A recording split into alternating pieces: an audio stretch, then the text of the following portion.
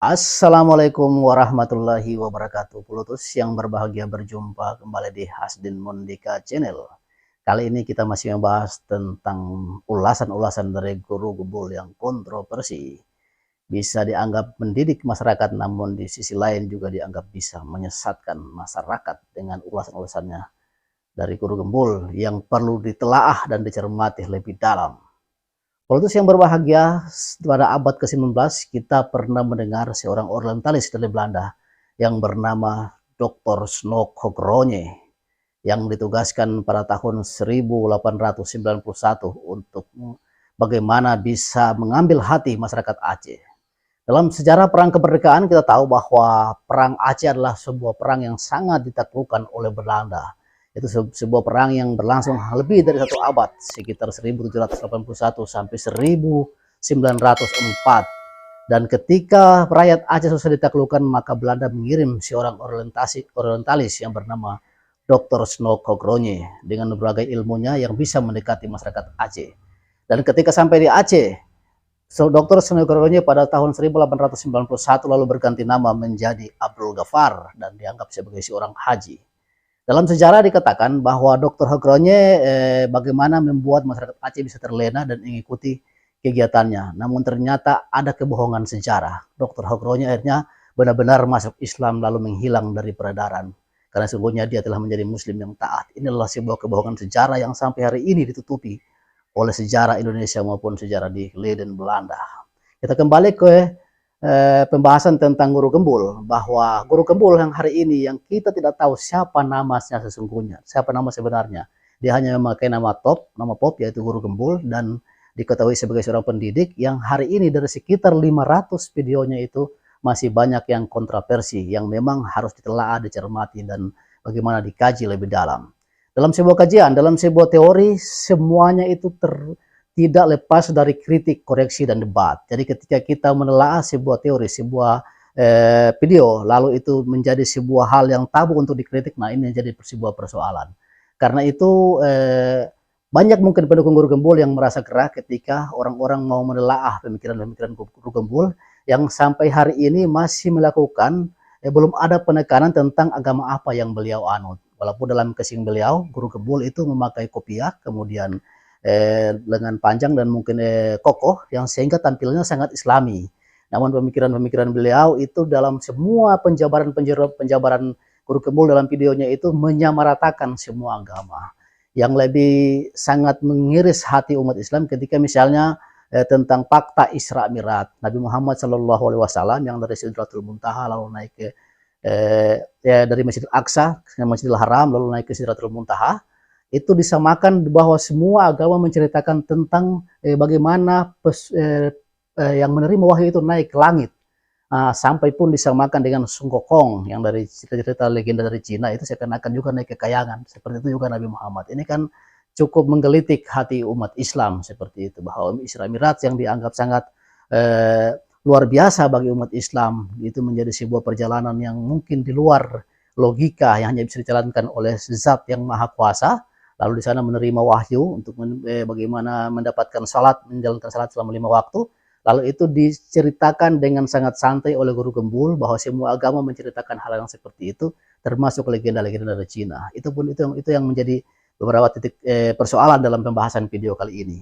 Kemudian bagaimana dalam pembahasan tentang alien, bagaimana guru gembul mengatakan mengilmiahkan Tuhan, bahwa Tuhan adalah zat pintar, seolah-olah seperti makhluk yang berada di luar zat yang ada di luar manusia, sehingga karena kepintarannya Tuhan bisa menciptakan sesuatu yang dibawanya, yaitu manusia dan makhluk-makhluk lain.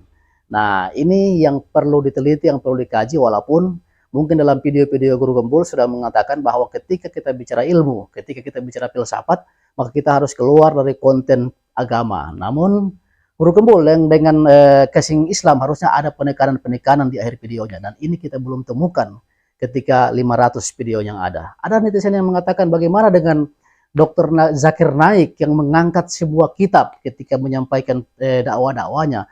Ya, Dr. Zakir Naik itu bagaimana membahas Al-Quran, bagaimana membahas Injil, juga misalnya Wira dan lain-lain. Tapi pada akhir-akhir dari pidatonya, dari akhir dari ceramahnya, beliau menekankan bagaimana tentang kebenaran Islam, sehingga orang-orang pun dari setiap ceramahnya itu lalu masuk Islam. Itu yang terjadi. Jadi Dr. Naik sesungguhnya ada penekanan sehingga tidak bermasalah ketika Dr. Naik bisa mengungkap semua agama dan dalam berbagai bahasa, mengungkap semua kitab-kitab suci. Itu yang terjadi. Jadi sangat berbeda antara Dr. Naik, Dr. Zakir Naik dengan Guru Gembul. Nah, ini yang diragukan karena Guru Gembul identitasnya tidak jelas. Dia menggunakan nama pop, nama-nama sebenarnya belum diketahui. Nah, sehingga kita bisa mungkin mengidentikan Guru Gembul dengan seorang orientalis seperti Dr. Hogronye yang pada akhirnya memang masuk Islam dengan sungguh-sungguh, namun sejarah membelokkan beliau bahwa dia tetap orientalis yang memang ingin menghancurkan Islam. Padahal sungguhnya beliau akhirnya menjadi Muslim yang taat. Ini kebohongan-kebohongan sejarah yang harus diangkat seperti itu. Nah, Guru Gembul ini menjadi sebuah pertanyaan. Sampai hari ini Guru Gembul adalah seorang yang misterius. Apakah video-videonya yang tersebar sekitar 500 ini betul-betul murni sebagai sebuah konten video atau ada sebuah kelompok, ada sebuah desain di belakang Guru Gembul? Ini memang menjadi pertanyaan. Bahwa sesungguhnya bisa jadi banyak agen-agen yang tersebar di Indonesia dan negara-negara mana yang dengan misi-misi tertentu ingin tampil bagaimana diterima oleh masyarakat banyak. Seperti kita katakan tadi, Dr.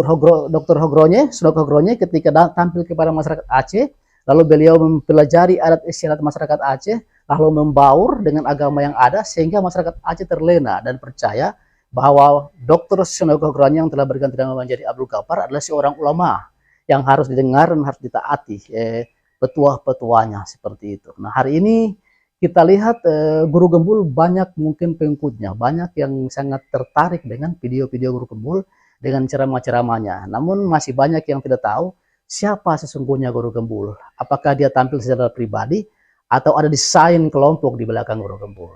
Dan beberapa informasi yang kami dapat bahwa Guru Gembul tidak sendirian. Ada sebuah desain yang ingin bagaimana dia tampil, yang saya katakan tadi.